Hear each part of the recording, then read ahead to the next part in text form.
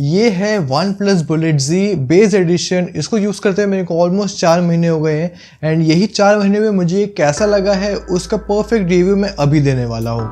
Package खोलने के बाद हमें मेन कंटेंट के सामने हमारे एक्सेसरीज मिल जाते हैं, जिसके अंदर केबल, 3 साइजेस के बर्ड्स और एक टाइप सी केबल मिल जाता है। हमारे मेन यूनिट पे आ जाए तो ये बहुत ही प्रीमियम पैकेजिंग के साथ आता है और यही सब आता है बस एक बॉक्स के अंदर। अब अपने फर्स्ट चीज आ जाते हैं हमारी इसकी बिल्ड क्वालिटी में।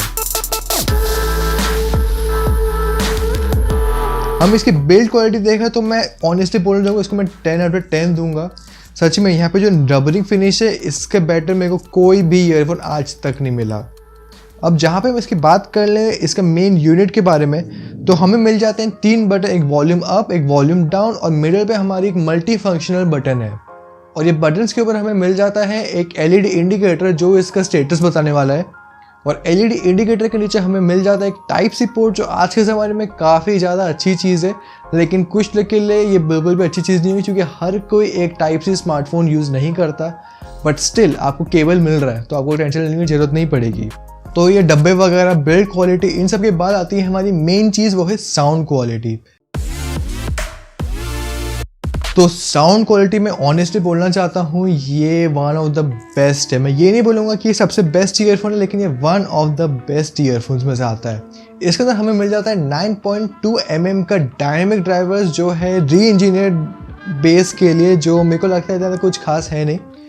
लाइक पुराना जो वन प्लस बुलेट Z है और उसका जो ये बुलेट Z बेस एडिशन है, दोनों में कोई ज़्यादा डिफरेंस नहीं है। बट हाँ, इसके अंदर ऑफकोर्स थोड़ा ज़्यादा बेस है पुराने वाले से। जहाँ पे हम इसकी बात कर ले, जो लोज है एक्चुअली मैं सेमी बोलूँ बेस वगैरह बहुत ही बैलेंस्ड वे में, मतलब कि हर गाने में आपको कुछ ज़्यादा पुश नहीं करेगा और जहाँ पे इसकी नीड होगी वहीं पे बेस को मेनली पुश करता है। जहाँ पे मिड्स और हाई की बात करें बहुत ही बैलेंस्ड है, बट हाँ बेस की वजह से जो हाई नोट्स हैं वो बहुत ही ज़्यादा मिक्स या डिस्टॉर्टेड हो जाते हैं। मतलब कि कभी कभी जो हाईज होते हैं वो पता भी नहीं चलेंगे या फिर बहुत ही अजीब से आपको लगेंगे। क्योंकि ये है बेस एडिशन तो इसका जो बेस है वो काफ़ी अच्छा है, लेकिन ये जो कंपैरिजन मैं कर रहा हूँ ये इसके मैं पुराने वाले बुलेट Z में कर रहा हूँ। मैं किसी और ईयरफोन से अभी तक कोई भी कंपैरिजन नहीं कर रहा हूँ। तो साउंड क्वालिटी में ऑनेस्टली आपको बोलूँ इसमें आपको कुछ देखने की ज़रूरत नहीं है, बस चले जाइए, खरीद लीजिए इसको। अगर आपको मेनली साउंड क्वालिटी आपकी मेन चीज़ है तो हर चीज़ इतनी भी अच्छी नहीं होती। अब इसका हमारी मेन चीज़ आता है वो है कॉन्स।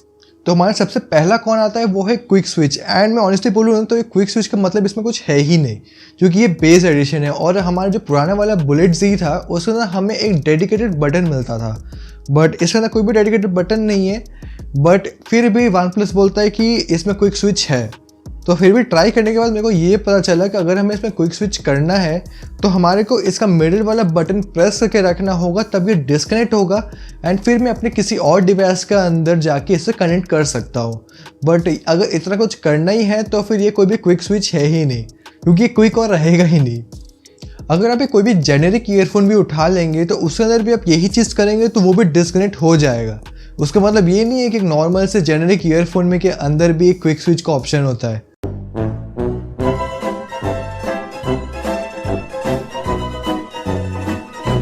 तो यस, अगर आपके पास 2 फ़ोन है या फिर अपने लैपटॉप और अपने फ़ोन दोनों को कनेक्ट करके रखना चाहते हैं तो ये वो ईयरफोन्स नहीं है। आपको इसका नॉर्मल वाला वर्जन लेना पड़ेगा, वो काफ़ी ज़्यादा बेटर होगा ये सब चीज़ों के लिए। अब हमारे सेकंड कॉन में आ जाए वो है इसके ब्लूटूथ में ही, कि बहुत बार ना ये कनेक्ट ही नहीं होता। मतलब कि इसे हम कनेक्ट कर दें तो फिर ये नॉर्मल अपने म्यूज़िक पे कनेक्टेड रहेगा, लेकिन इसमें कॉल्स वगैरह नहीं आने वाले। तो आपको बहुत देर तक इसको ऑफ करके रखना पड़ेगा, और या फिर कभी कभी तो कनेक्ट ही ना हो तो इसका मेन चीज़ होता है इसका रीसेट कर देना। जो हम इसके वॉल्यूम अप और वॉल्यूम डाउन को अगर दबा के रखें कुछ सेकंड के लिए तो ये ऑटोमेटिक रीसेट हो जाता है एंड उसके बाद ये परफेक्टली काम करने लगता है। लेकिन कभी कभी ये बहुत ज़्यादा इश्यू देने लगता है। और अभी तक तो मैंने बैटरी लाइफ के बारे में बात ही नहीं किया है। बैटरी लाइफ के बारे में मैं पहली बार बोलना चाहूँगा। इस चीज़ के बाद से ना मैं ऑलमोस्ट कभी भी एक नॉर्मल ईयरफोन यूज़ नहीं करने वाला हूँ, क्योंकि इसी से हमको पता चलता है कि बैटरी अब और इशू नहीं है किसी भी चीज़ों में। पहले ये होता था कि जो पुराने ईयरफोन्स होते थे ब्लूटूथ वाले वो 6-7 घंटे में बंद हो जाते थे, लेकिन ये हमें 17 आवर्स का प्लेबैक देता है और साथ ही 10 मिनट में 10 घंटों का रिचार्ज कर ही लेता है। ये जो 10 मिनट वाला क्लेम है ये तो मुझे नहीं पता अभी भी, क्योंकि आज तक ये मेरा 0% पे कभी गया नहीं होगा, क्योंकि 2-3 दिन तक मैं इसको यूज़ करता हूँ, फिर ही शायद 50 या 40% पहुँच जाता है, फिर इसको मैं वापस चार्ज पे लगा ही देता हूँ। मतलब कि भाई और कितना दिन में चलाऊँ, मैं चार्ज पे लगा ही देता हूँ। लेकिन हाँ, इसको एक बार मैंने ट्राई किया है एक 65 वॉट के चार्जर पे, एंड मुझे ये फुल चार्ज कुछ 30 मिनट्स के अंदर अंदर मिला है। 20 मिनट्स का जो वो क्लेम लगाते हैं वो नहीं है, 30 मिनट्स का, लेकिन ठीक है यार, 10 मिनट ज़्यादा है, ओके है वो चीज़।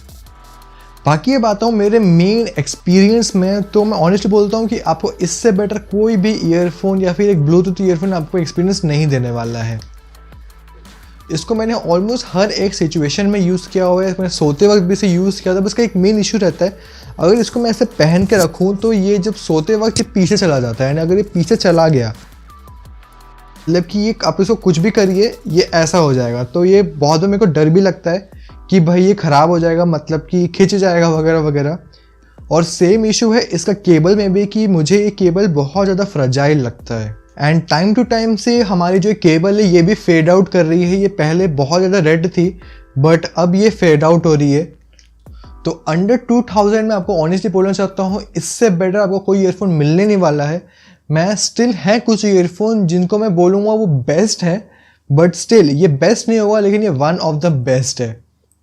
और स्पेशली अगर आपको मेन बेस वगैरह चाहिए, आपको एक क्वालिटी प्रोडक्ट चाहिए, तो आप इसको ले लीजिए, इससे बेटर आपको कोई चीज़ नहीं मिलने वाली अभी भी। तो ये था मेरा review OnePlus Bullet Z base edition पे, और मैंने कोई भी चीज़ बिल्कुल भी नहीं खींचा है, कोई भी चीज़ था मैंने एकदम शॉर्टेस्ट वे में बताया है। तो आज के लिए बस इतना ही। So that's it for today guys, thanks for watching and I will catch you in my next one.